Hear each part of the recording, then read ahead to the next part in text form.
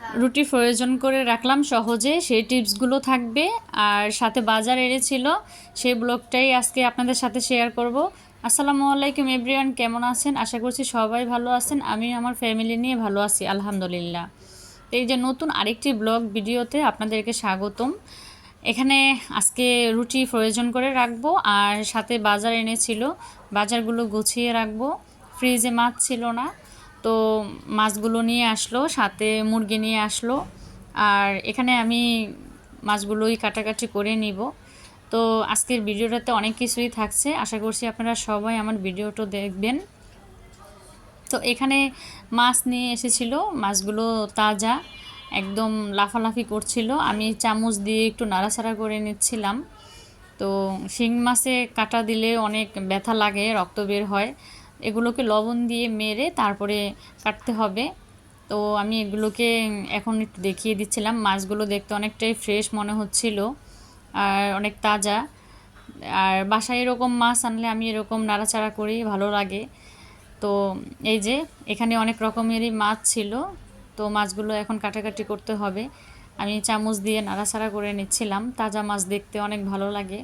যারা দেশে থাকে, গ্রামে, তারা পুকুর থেকে মাছ তুলে আনে, তাদের দেখতে কত ভালো লাগে। কিন্তু আমরা ঢাকা শহরে যারা থাকি তারা ওইভাবে করে দেখতে পাই না। যখন একটু তাজা মাছ দেখি তখন আমাদের ভালো লাগে এভাবে নাড়াচাড়া করে দেখতে। তো এখানে কিছু মাছ মরা ছিল, আর এখানে শিং মাছগুলো দুই একটা মাছ তাজা ছিল, লাফালাফি করছিল।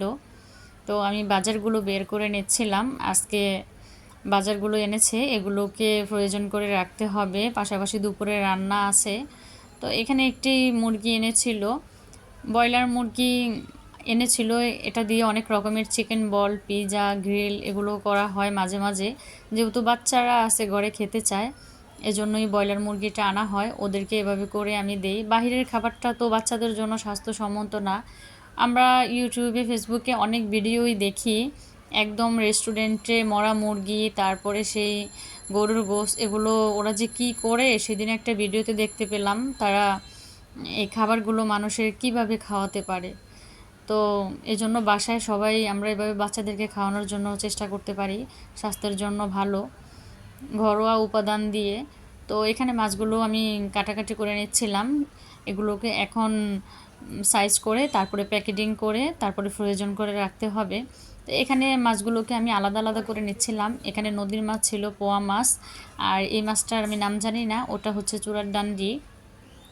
তো এই মাছগুলো আপনারা কে কে চেনেন কমেন্ট করে জানাবেন। এই মাছগুলো খেতে অনেক মজা। আর মাছগুলোর ডিম হয়েছে, তো সেই আমি ডিমগুলো নিচ্ছিলাম। আর এখানে কিছু শিং মাছেরও ডিম হয়েছে, সেই ডিমগুলো আমি নিয়ে নিলাম। এখানে দেখা গেছে ডিমগুলো ভেজে খাওয়া যাবে। আর আপনারা এটা কি মনে করেন? সবাই আসলে এভাবেই আমরা খাই, মাছের ডিমগুলো ভেজে খেতে অনেক মজাই লাগে। তো এখানে বাজার গুছিয়ে রাখতে রাখতে বড় বোন ভর্তা পাঠিয়ে দিল। আর আজকে একটু ওয়েদারটা একটু বৃষ্টি ছিল, এজন্য খিচুড়ি রান্না করেছিল আর 4-5 রকমের ভর্তা পাঠিয়ে দিল। তো আমি এগুলো কি বের করে নিচ্ছিলাম। যাক, আজকে যেহেতু বাজার এনেছে, রান্নাবান্না একটু কম করে করেছি। আর এখানে ভর্তাগুলো হলে তো আর কিছুই লাগে না, দুপুরে গরম ভাতের সাথে জমে। তো দুপুরে এই ভর্তা দিয়ে আজকে খাওয়া হবে। এখানে ছিল লইট্টা মাছ, শুটকি ভুনা আর খিচুড়ি, আর সাথে ছিল আরও 2 রকমের শুটকির ভর্তা আর 1 বাটি খিচুড়ি। আজকে যেহেতু বৃষ্টি ছিল, ওয়েদারটা এরকম, এজন্য ভর্তা দিয়ে জমে যাবে।